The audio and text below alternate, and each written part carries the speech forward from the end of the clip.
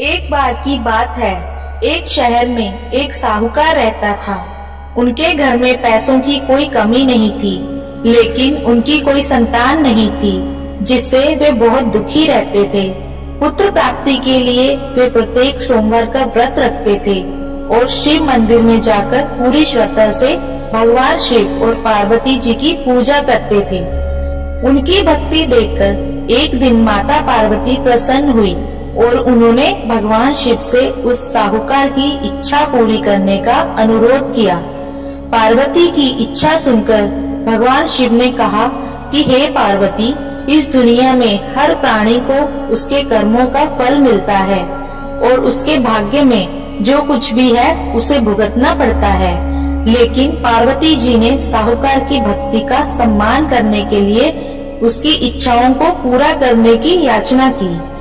माता पार्वती के अनुरोध पर शिव जी ने साहूकार को पुत्र प्राप्त करने का वरदान दिया, लेकिन साथ ही यह भी कहा कि उसके बच्चे की उम्र केवल 12 वर्ष होगी। साहूकार माता पार्वती और भगवान शिव की बातचीत सुन रहा था। वह इससे ना तो खुश था और ना ही दुखी। वह पहले की तरह शिव की पूजा करता रहा। कुछ समय बाद साहूकार के एक पुत्र का जन्म हुआ। जब बालक 11 वर्ष का हुआ तो उसे पढ़ने के लिए काशी भेज दिया गया।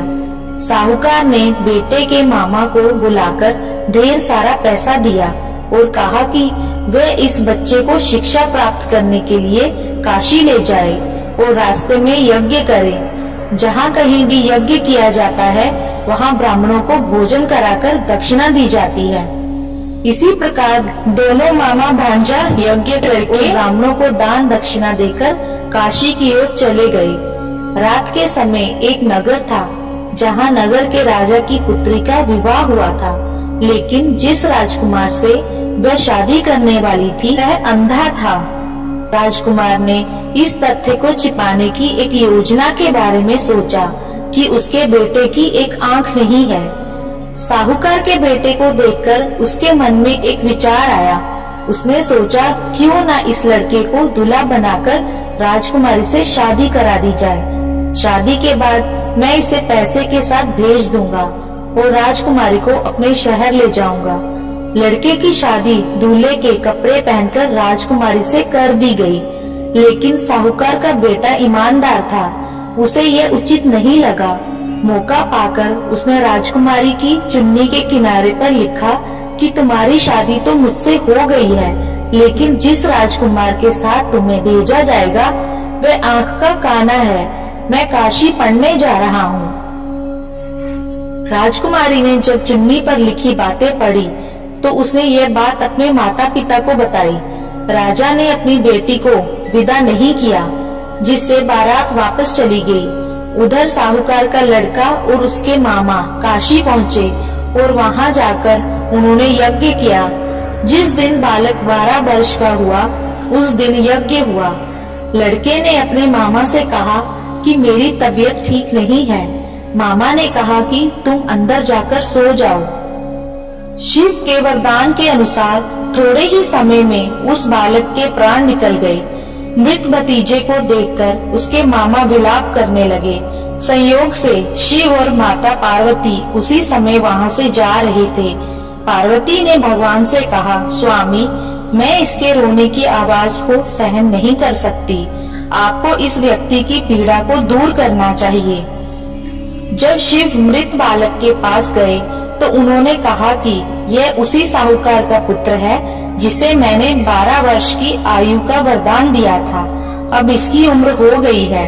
लेकिन माता पार्वती ने कहा, हे महादेव, कृपया इस बच्चे को और उम्र दें, नहीं तो इसके माता पिता भी इसके अलग होने के कारण तड़प तड़प कर मर जाएंगे। माता पार्वती के अनुरोध पर भगवान शिव ने बालक को जीवित रहने का वरदान दिया। शिव की कृपा से बालक जीवित हो गया। लड़का अपनी पढ़ाई पूरी करने के बाद अपने मामा के साथ अपने शहर चला गया। दोनों उसी शहर पहुँचे जहाँ उनकी शादी हुई थी। उस नगर में यज्ञ का भी आयोजन किया गया। लड़के के ससुर ने उसे पहचान लिया और महल में ले जाकर उसकी देखभाल की और अपनी बेटी को विदा कर दिया। यहाँ साहूकार और उसकी पत्नी भूखे प्यासे अपने बेटे का इंतजार कर रहे थे।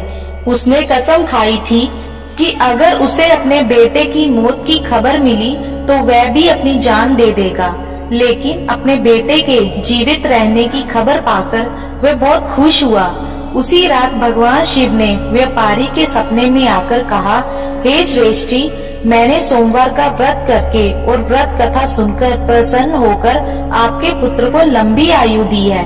इसी प्रकार जो कोई भी सोमवार का व्रत रखता है या कथा को सुनकर और पढ़ता है, उसके सभी दुख दूर हो जाते हैं और उसकी सभी मनोकामनाएं पूरी होती हैं। ओम नमः शिवाय।